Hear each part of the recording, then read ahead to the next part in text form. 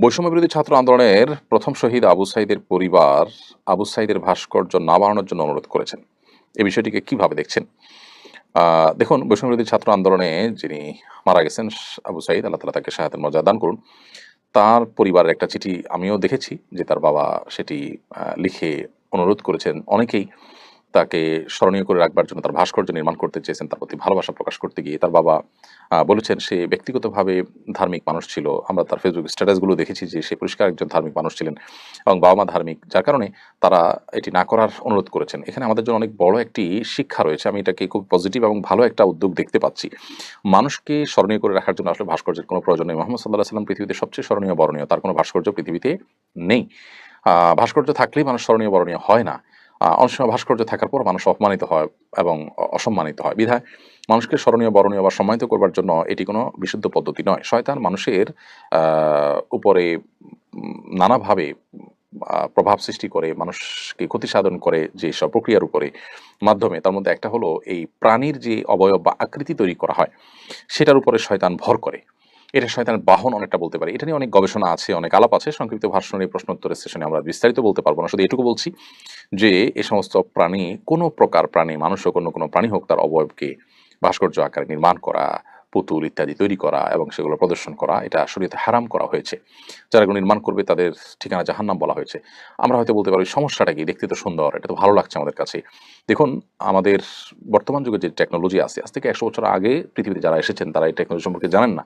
আমাদের এই টেকনোলজির বিষয় যদি তাদেরকে বলা হতো, তাদের কাছে হাস্যকর মনে হতো যে কিভাবে সম্ভব? এই জায়গায় টিপ দিবেন, আর জায়গায় লাইট জ্বলবে, ফ্যান চলবে। কিভাবে সম্ভব যে ভয়েস কমান্ড দিবেন আর একটা কাজ হয়ে যাবে? আমাদের কাছে এরকম হাস্যকর, তাদের কাছে এরকম হাস্যকর মনে হবে যারা এই টেকনোলজি সম্পর্কে জানতেন না। ঠিক একইভাবে আল্লাহ রাব্বুল আলামিন মহান সৃষ্টিকর্তা। তার যে টেকনোলজি, কেন তিনি এই ভাস্কর্য, এগুলো প্রাণীর ভাস্কর্য তৈরি করতে আমাদেরকে নিষেধ করেছেন? সেগুলোতে ক্ষতিকর দিক কি? সেটা আমাদের টেকনোলজি, আমাদের ইয়েতে রাডারে ধরা পড়বে না বা আমাদের বোঝা হতে আসলো না। কিন্তু আল্লাহ রাব্বুল আলামিন যিনি হাকিম, যিনি আলিম, তিনি সবকিছু জানেন, যিনি আমাদের মহান সৃষ্টিকর্তা, তিনি যেটা নিষেধ করেছেন এর ভিতরে আমাদের প্রভূত কল্যাণ রয়েছে এটাকে মেনে চলার মধ্যে। বিধায় এটাকে আমরা মেনে চলব। আবু সাঈদের বাবা আমি বলি একটা সুন্দর দৃষ্টান্ত স্থাপন করেছেন। তার সন্তানের প্রতি যে ভালোবাসা দেশে মানুষের রয়েছে, অন্তরে যে স্থান তিনি করেছেন, আমার মনে হয় এটা তার পরিবারের জন্য যথেষ্ট। সেই সাথে এখান থেকে আরেকটা বিষয় আমরা জানলাম যে এই বৈষম্যবিরোধী ছাত্র আন্দোলনে এদেশের ধার্মিক মানুষদের অংশগ্রহণই ছিল সবচেয়ে বেশি। সো এই আন্দোলনের ফসল হিসাবে যারা আসছেন ক্ষমতায়, তারা যেন এদেশের মানুষের চিন্তা চেতনা, মানুষের বিশ্বাস, এগুলোর প্রতি তারা শ্রদ্ধাশীল যেন থাকেন, সেটি তাদেরকে সতর্ক থাকতে হবে। বর্ষা লক্ষ্য করা যায় রাস্তার পাশ দিয়ে হাঁটার সময় পেছন থেকে গাড়ি এসে পথচারীকে ভিজিয়ে দিয়ে যায়। রাস্তায় খানাখন্দ বরাবর গাড়ি ধীরে চালালে এই বিড়ম্বনা পড়তে হয় না। দয়া করে ড্রাইভারদেরকে একটু নসিহত করবেন। অনেকেরই অনেক আর্গুমেন্ট থাকে, আপনি ওটা ভালো আর্গুমেন্টই করেছেন। এটা ঠিক যে আপনার বৃষ্টিতে খানাখন্দ ইত্যাদিতে পানি জমে থাকে, সেখানে জোরে গাড়ি চলার কারণে পথচারীদের গায়ে পানি লেগে যায়। খুবই গর্হিত একটি কাজ। যে আমার রাস্তায় এমনভাবে চললাম যেটা অন্যের কষ্টের কারণ হলো। নবী করিম সাল্লাল্লাহু আলাইহি ওয়াসাল্লাম বলেছেন, রাস্তায় যখন কষ্টদায়ক কোনো কিছু কেউ ফেলে রাখে, তুমি সেটাকে সরিয়ে দাও। অর্থাৎ এটাতে যাতে কারো কষ্ট না হয় সেজন্য তুমি দায়িত্বশীল হও। তো রাস্তায় পানি পড়ে আছে, সেখানে আপনি জোরে গাড়ি চালালেন, তাহলে আরেকজনের কষ্টের কারণ হলো। তাহলে এটা দায়িত্বশীলতার পরিচয় হলো না এবং এটা ঈমানের একটি শাখা বলা হয়েছে। অর্থাৎ কষ্টের যেন কারণ কেউ না হয় সেদিকটা খেয়াল রাখা। অতএব যদি কেউ কষ্ট পায় তাহলে সেটা কুফরির অঙ্গ হবে। সো যারা গাড়ি চালাচ্ছেন তারা দায়িত্বশীলতার পরিচয় দিবেন। আপনি রাস্তায় চলে যাচ্ছেন স্বাভাবিকভাবে, কারোর কষ্টের কারণ হলো আপনার আমলনামায় গুনাহ লেখা হয়ে গেল। কত বড় একটা দুর্ভাগ্যজনক বিষয় এটি। বিধায় আমাদেরকে সতর্ক থাকতে হবে। আল্লাহ তাআলা আমাদেরকে তৌফিক দান করুন। হিন্দু নারী দিয়ে বাসার কাজ করানো যাবে কিনা? অন্য ধর্মাবলম্বী হিন্দু বা খ্রিস্টান এরকম কাউকে দিয়ে বাসায় আপনি কাজ করাতে পারেন, সমস্যা নেই। অন্য ধর্মাবলম্বীদেরকে দিয়ে যেমন আপনি কাজ করাতে পারেন, আপনি অন্য কোনো ধর্মাবলম্বীদের কাজ করতে পারেন। এ বিষয়ে ইসলাম আমাদেরকে কোনো বিধিনিষেধ আরোপ করেনি। অর্থাৎ অন্য ধর্মাবলম্বীদের সাথে আমাদের স্বাভাবিক জীবন আচার যেটা লেনদেন, কায় কারবার, এগুলো করতে ইসলাম নিষেধ করেনি। তবে হ্যাঁ, আপনি সেখানে কোনো অন্যায় কাজ যেন না করেন বা সে যেন কোনো আপনার এমন কোনো কাজ না করে যেটা আপনার উপরে কোনো হারাম বিষয় বর্তায়, সেটি আপনাকে লক্ষ্য রাখতে হবে। তবে এমনিতে সাধারণ কাজ-কাম তার মাধ্যমে করেন, সেটি নিষিদ্ধ কোনো বিষয় নয়। এরপরে যে প্রশ্ন আমি দেখতে পাচ্ছি, ক্ষমতার পালা-বদলে যে অস্থিরতা তৈরি হয়েছে তাতে দেশের অনেক জায়গায় লুটতরাজ চলছে। আপনাদের মতো আলেমগণ মানুষের অধিকার বিষয়ে অনেক কথা বলেন, তারপরও মানুষের মধ্যে পরিবর্তন আসছে না। সুযোগ পেলেই তারা অন্যের ক্ষতি সাধন করছে। এর কারণ কি বলে মনে করেন? দেখুন, একটা সমাজের মূল স্রোতের বিপরীতে ওলামায়ে কেরাম চেষ্টা করে থাকেন যখন সমাজটা সেকুলার সমাজ হয়। আমাদের অবস্থা অনেকটা সেই। অর্থাৎ গোটা দেশের সমস্ত প্রতিষ্ঠানগুলো মানুষকে ভোগবাদী করছে, মানুষের ভিতরে নীতি-নৈতিকতা উম যাতে গেঁথে যেতে পারে তার জন্য সহায়ক ভূমিকা পালন করছে না। ওলামায়ে কেরাম একা চেষ্টা করছেন, অর্থাৎ রাষ্ট্রযন্ত্রের যে প্রচেষ্টা সেটা ওলামায়ে কেরামের অনুকূলে নয় এই ক্ষেত্রে।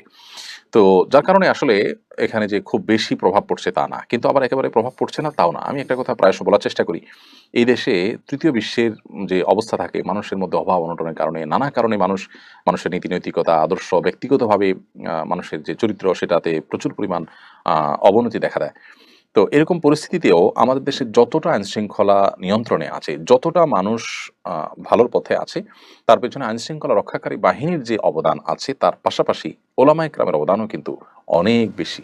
বিধায় একজন মুসলিম হিসাবে আমরা চেষ্টা করব প্রত্যেকে নিজের সৎ থাকার, আমাদের আশপাশটাকে জাগ্রত করবার, এবং এই প্রচেষ্টা অব্যাহত থাকবে। কেমন যত নিকটবর্তী হয় মানুষের মধ্যে অসততার পরিমাণ বাড়বে। বিশেষ করে আমাদের দেশে সংখ্যাগরিষ্ঠ মানুষ মুসলমান হওয়া সত্ত্বেও তারা এই কাজগুলো করছেন। কারণ ওই যে আমরা ইসলামের সৌন্দর্য তাদেরকে আসলে তুলে ধরতে পরিপূর্ণভাবে পাই না। যতটুকু পেরেছি তার সুফল আমরা পাচ্ছি, কিন্তু কিছুটা ব্যর্থতা তো আমাদের নিতেই হবে।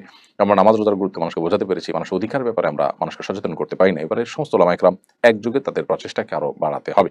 সেই সাথে রাষ্ট্রযন্ত্রেরও মানুষের নীতি নৈতিকতা আদর্শ এগুলোর গুরুত্ব অনুধাবন করতে হবে, এবং এগুলো মানুষের জীবনে ইমপ্লিমেন্ট করার মতো পরিবেশ দিতে হবে। শিক্ষা কারিকুলাম আমাদের দেশের বিভিন্ন প্রতিষ্ঠানগুলোতে মোরালিটির ব্যাপারে সর্বোচ্চ গুরুত্ব দিতে হবে। দুঃখজনক হলো যে এর উল্টোটা আমাদের দেশে চলছে, যার কারণে আজকে এই দুরবস্থা আমরা দেখতে পাচ্ছি। দীর্ঘদিন ইমামতি করার পর অবসর নেওয়ার সময় মসজিদ কর্তৃপক্ষ থেকে রাজকীয় সম্বর্ধনা দেওয়ার প্রচলন শুরু হয়েছে। গাড়ির বহর দিয়ে বাড়ি পর্যন্ত পৌঁছে দেওয়া হয়। এছাড়া অনেককে এককালীন টাকাও দেওয়া হয়। মানুষ বিষয়টাকে সাধুবাদ জানাচ্ছে। আমার প্রশ্ন হলো, এটা বেদাতে পরিগণিত হবে কিনা?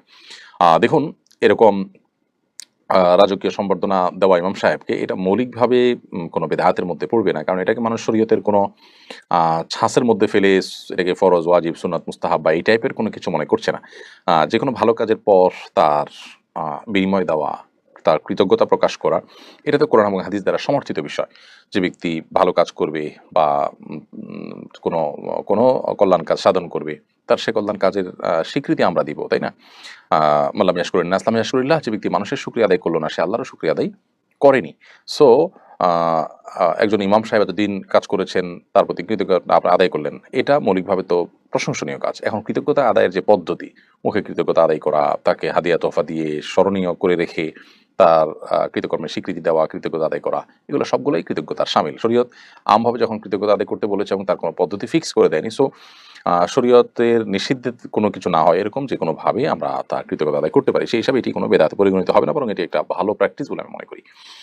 প্রতিবেশী বাড়ি নির্মাণের আইন না মেনে জায়গা ফাঁকা না রেখে আমাদের দেয়াল ঘেঁষে সিঁড়ি করেছে, এ বিষয়ে কি কর্তৃপক্ষের কাছে অভিযোগ করলে গুনাহ হবে?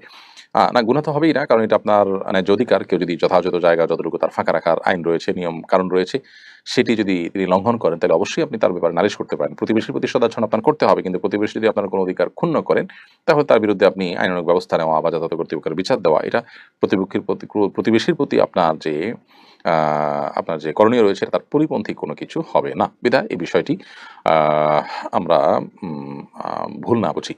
কিন্তু যদি আপনি ছাড় দেওয়ার মতো থাকে, এটা প্রত্যেকটা ব্যক্তির অবস্থার উপর নির্ভর করবে, তাহলে আপনি প্রতিবেশীর হিসেবে তার প্রতি ছাড় দিলেন, সেটা অবশ্যই শুধু জায়েজ নয় বরং উত্তম কাজ হবে।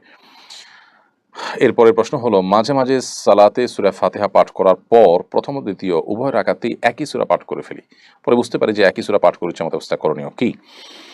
এটা অনেকেরই হয় যে আমরা সালাত আদায় করার সময়, নামাজের সময় প্রথম রাকাতে সূরা ফাতিহার পরে যে সূরা মিলিয়েছি, দ্বিতীয় রাকাতে সূরা ফাতিহার পরে একই সূরা মিলিয়েছি, তো এটাতে নামাজ হয়ে যাবে, কোনো অসুবিধা নেই, নামাজ আদায় হয়ে যাবে এবং এর কারণে আপনার কোনো গুনাহ হবে না।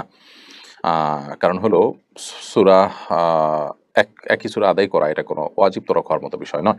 তবে এটা অবশ্যই ইচ্ছাকৃতভাবে করা উত্তম, কারণ নবী করিম সাল্লাল্লাহু আলাইহি ওয়াসাল্লাম এটি করতেন না। তিনি প্রথম রাকাতে যে সূরা বা কেরাত পাঠ করতেন, দ্বিতীয় রাকাতে তার চাইতে ছোট এবং ক্ষুদ্র সূরা পাঠ করতেন, অর্থাৎ ভিন্ন সূরা পাঠ করতেন। এটাই তার সুন্নাহ। বিধায় এটা ইচ্ছাকৃত করা অনুচিত হবে, করলে অনুত্তম হবে, সুন্নাহর খেলাফ হবে, আর ভুলে হয়ে গেলে নামাজ হয়ে যাবে, কোনো অসুবিধা নেই।